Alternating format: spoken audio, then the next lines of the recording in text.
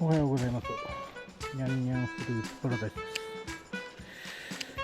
今日は三連島に来ております。三連島はですな、ちょっと花が上がっていません。こういう風に上がってるんですけど、上がってるのはけども、こうやって新芽が突き出してきています。これたわし全然動いてない。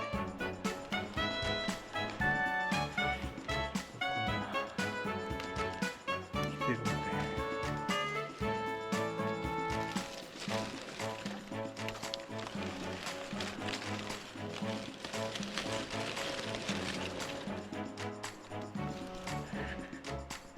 これ一つしか咲いてなかったりしてます。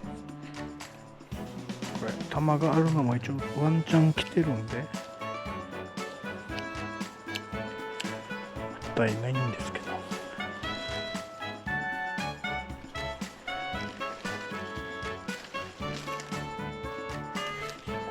この木も花上がってる場所はあるんですけども、これみんな惜しみですね。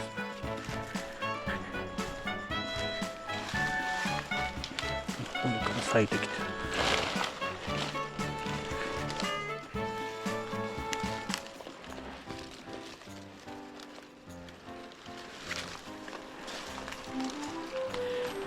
こんなしかないよ。小さいのしか。